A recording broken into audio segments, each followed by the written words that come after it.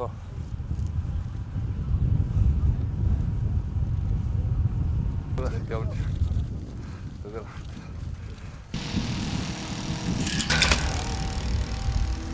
ახლა ებიხება?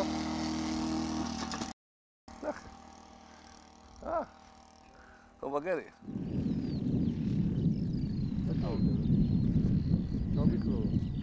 Naši ģērā. Viņu kāris atcīm. Gamošā, kā jākmūvāt titronāvi da. Viņu kāris atcīm ādi gudnu šim.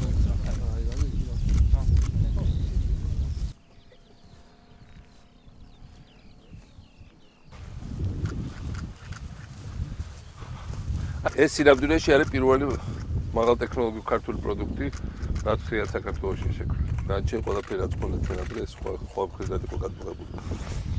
და მთელი უპირატესობა არის ის, რომ როცა უცხოეთში ყიდულობ, შეიძლება ვიც გამყიდველმა ბოლომდე არ მოხდეს ტექნოლოგია, ან და პირიქით შენ ტექნოლოგია გაუზიაროს მოწინააღმდეგეს.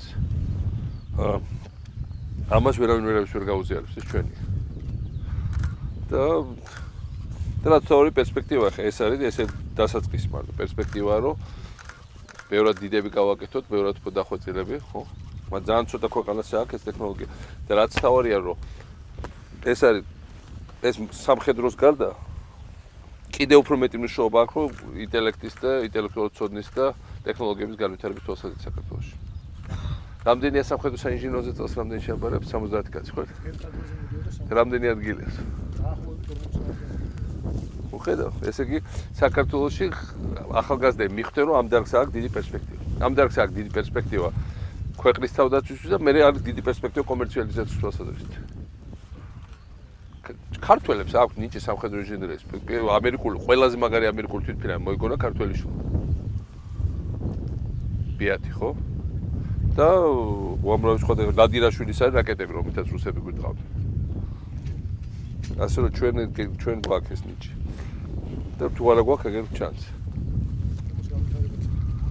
ეს არის დასაწყისი. ეს არის ახალი დიდი საქართველოს ახალი სფერო ეხსნება მთლიანად. სამხედროში კი არა, მთლიანად ახალი სფერო ეხსნება. ეს არის მაღალი ტექნოლოგიების. ამას მოყვება უამრავი სამოქალაქო პროდუქცია ასეთივე ხარისხის და მიმართულების. და ჩვენ უნდა ვისწავლოთ აბსოლუტურად ყველაფრის გაკეთება, რის გაკეთება სამშობლოში და ყველაფრის გადატანა შეელოს. ესე სადაც ერთ წელიწად ნახევარში ეს შევქმნით, კიდე ერთ წელიწადში ამას ისე დავხვეწავთ, რომ წელიწად ნახევარში მაქსიმუმ ყველა მსოფლიო ანალოგს გავუტოლდებით.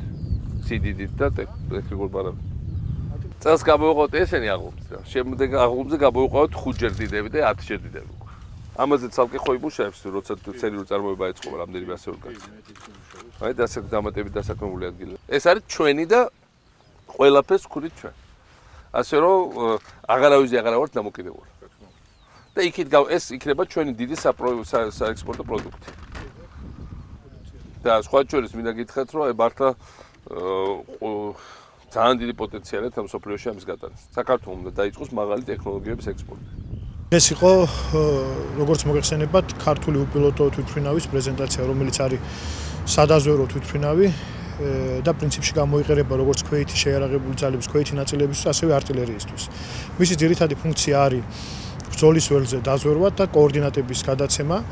პრინციპში ამ თვითმფრინავს ახლა შეიძლება ითქვას, რომ აქვს დღის და ღამის რეჟიმები და მისი მანძილი არის 100 კილომეტრის რადიუსი, რაც ჩვენ სამხედროებს აძლევს კონკრეტულ პირობებში ზუსტი ცეცხლის წარმოების შესაძლებლობას. ეს არის მთლიანად ქართული პროდუქტი, რომელიც მომავალში შეიძლება იქნეს უფრო განვითარებული, უფრო მოდერნიზებული და მივიღოთ ამ ბაზაზე დაყრდნობით უფრო მძლავრი შეიარაღება უახლოეს პერიოდშიც. დღეს ჩვენ გავუცადეთ უპილოტო საფრენი აპარატი პრეზიდენტთან ერთად. ეს უპილოტო საფრენი აპარატი თავიდან ბოლომდე დამზადებული არის ჩვენს ავიაციის ქარხანაში საქართველოში. მას აქვს ძალიან კარგი ტექნიკური მახასიათებლები. ყველაზე დადებითი რაც ამ უპილოტო საფრენი აპარატის არის ის, რომ მას შეუძლია ნებისმიერი ადგილიდან აფრენდეს და ნებისმიერ რელიეფზე განახორციელოს დაჯდომა.